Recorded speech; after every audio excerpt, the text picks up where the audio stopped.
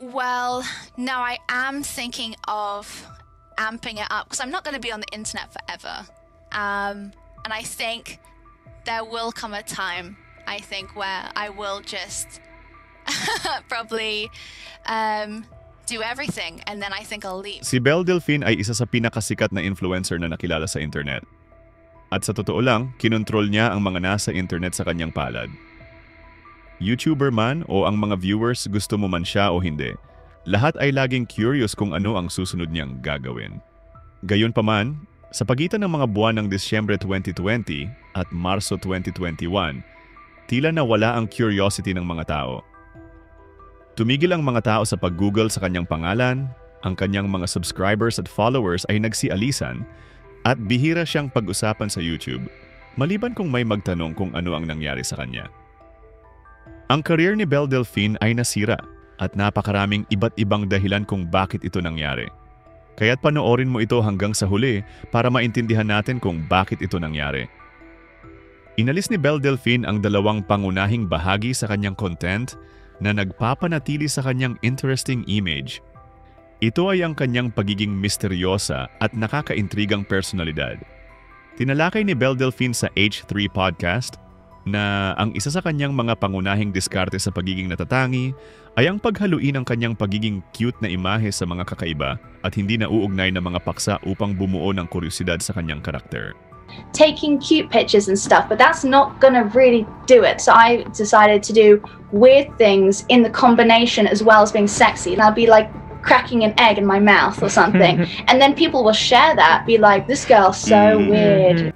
Makikita ito sa isa sa kanyang video na may title na Meet My Best Friend, kung saan si Belle Delphine ay nakabihis ng medyo mapanukso at nakikipaglaro sa isang octopus.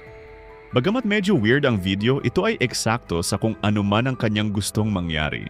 Dahil tulad ng inaasahan, maraming mga influencer ang nag-react at pinag-usapan ang tungkol sa kakaibang video sa kanilang sariling mga channel. You guys have been asking me to react to one of her new videos called Meet My Best Friend. Lord only knows who her best friend is. Si Belle Delphine ay kilala rin sa kanyang infamous ahegaw face, na nagpaperpekto pa lalo sa misteryo, intriga at pagiging kaakit-akit niya, na dahilan para mamukod-tangi siya, na kapag may nakita kang ganitong mukha, ay maiuugnay mo ito kay Belle Delphine. Ang sumunod na stunt ni Belle Delphine ay napaka-infamous at nakakatuwang naging matagumpay ito, kahit na pag-aaksaya lang ng oras ang pag-usapan ito. And then it came to me and it was like, bathwater, like bottled bathwater. Noong Hulyo 2019, inanunsyo ni Belle na ibebenta niya ang tubig na kanyang pinanligo sa halagang $30 bawat garapon, na nakakatuwang naubos sa loob ng halos wala pang 2 araw. Ang mga YouTuber mula sa bawat sulok ng website ay sumali sa kabaliwan niya. Ang bawat isa ay parang nagbenta ng pagkatao para lang sa views, pagkatapos nilang inumin ang tubig na pinanligo ni Belle sa harap ng kamera. Sa pagtatapos ng campaign sa pagbebenta ng tubig, si Belle Delphine ay naging sobrang sikat. At dahil doon, nakabuo si Belle Delphine ng tinutukoy ng marami bilang Army of Simps, na tila umibig kay Belle Delphine at sa kanyang anime na image. They also call you the Queen of the Simps. Who came up with that? Oh, I have no idea. Simp's basically just a very strong male fan of a woman who maybe has connotations of giving her money or white knighting her a bit on the internet. Upang matugunan at mapanatili ang interes ng Army of Simps na ito, magpo-post siya ng larawan sa kanyang Instagram na nagsasabi na kung nakakuha siya ng 1 milyong likes sa larawan, gagawa siya ng P-Hub account at magsisimulang mag-post ng mga video dito. Ang pinost niyang larawan ay nag-break ng record matapos makakuha ng mahigit 2 milyong likes. At bilang resulta, tutuparin ni Belle Delphine ang kanyang pangako sa pamamagitan ng paggawa ng account. Gayunpaman sa hindi inaasahang pagkakataon, ang nilalaman ng pinost niya sa website ng P-Hub ay naging walang iba kundi isang publicity stunt. Ang kanyang mga video ay nagbanggit ng username tulad ng... Gayunpaman sa pag-click ng video, wala kang makikita kundi si Belle Delphine na kumakain lang ng larawan ni PewDiePie habang nananatiling nakadamit. Natuwa ang kanyang mga manonood nang mapanood ang video na ito. Pinupuri pa nga siya sa ideya niyang ito. Gayunpaman ang mga umasa ng aktwal na adult content ay hindi ganun kasaya. Pakiramdam na parang na-misled sila ni Belle Delphine. Marami sa kanyang mga followers ang nagplano na i-mass report ang Instagram account ni Belle Delphine na may layuning i-take down ang kanyang account, na sa huli ay matagumpay nilang nakamit. Waves of people trying to like report my stuff and then or spam. I just noticed it comes in waves, so I guess that time the wave won. Matapos maban ang kanyang Instagram account at naging malinaw na hindi na niya ito ibabalik, nagkaroon ng malinaw na decline sa kanyang motivation at dalas ng pag-post sa social media. Bigla siyang tumigil sa pag-upload para sa mga Patreon. Inalis niya ang kanyang merch site habang ang kanyang YouTube ay hindi na naging aktibo. Ang maikling break na ito ay tumagal ng humigit kumulang 3 buwan, kung saan marami ang nagtatanong kung babalik pa ba siya o hindi. Gayunpaman, napakaraming misteryo pa rin ang bumabalot sa kanyang pagkatao. Ngunit kailangan niyang bumalik, di ba? Well, oo, babalik siya. Ngunit ang ikinagulat ng marami ay ang paraan ng kanyang pagbabalik na sabay-sabay na ikagugulat ng mga nasa internet at lumikha ng mas maraming hype sa kanyang pangalan kaysa dati. Noong 8 ng Oktubre 2019, nagpost si Belle Delphine sa Twitter na nagsasabing, I got arrested, LOL. Kasama ang isang Metropolitan Police mugshot. Kasunod nito ay ang paliwanag niya sa mugshot na nagsasabing, I swear to God this girl came to my party and stole my hamster. I have no idea why or who TF does that. I spray painted the F out of her car and got arrested. At least I got my hamster back. At sinamahan niya ito ng 4 na litrato ng pangyayari. Hindi na nakakagulat na kumalat ang kwento sa Twitter at YouTube, at ang pangunahing punto ng talakayan ay kung fake ba ang lahat o hindi. Gayunpaman wala silang nakuhang sagot dahil pagkatapos mag-post sa Twitter tungkol sa pag-aresto sa kanya, ganap na mawawala si Belle Delphine sa loob ng 8 buong buwan.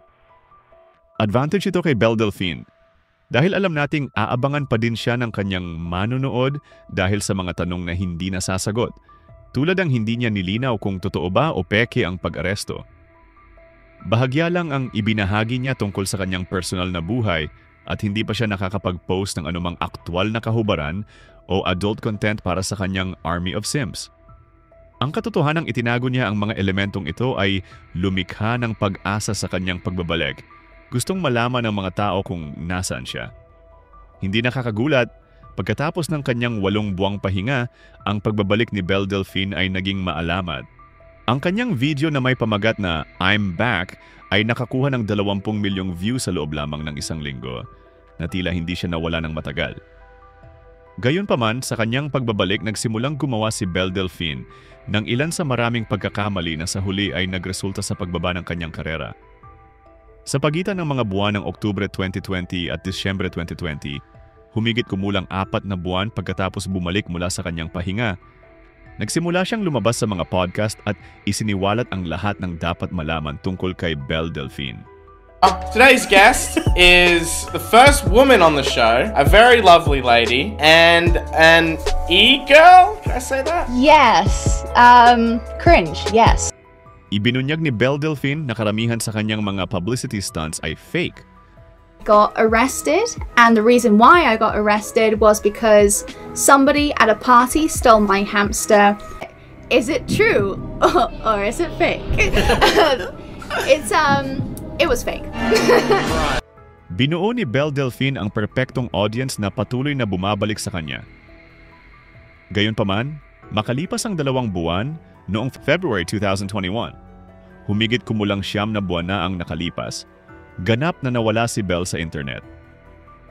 Malamang ay sinusubukan niyang sadyang bumuo ng misteryo sa kanyang pagkawala, na eksakto katulad ng nangyari sa kanyang nakaraang pagkawala. Alam na alam niya ang mga benepisyo ng pagkawala ng walang pasabi. Noon ay naisip niya na ang mahabang pahinga ay magtatapos ng kanyang karera. Ngunit nagulat siya nang makitang naghihintay ang lahat sa kanya nung oras na bumalik siya. Marami pang gustong malaman ng mga tao. 8 milyong tao ang gusto ng eksaktong update sa kung ano ang kanyang ginagawa. Gayunpaman sa pagkakataong ito, ang mga tanong na nagpanatiling kawili-wili sa kwento ay nasagot na. Nagpunta siya sa maraming podcast sa loob ng 2 buwan. Ipinaliwanag ang kanyang diskarte sa lahat. Pagkatapos ay nag-post ng kanyang inaabangang adult content. At bilang resulta ang kwento ay parang natapos na.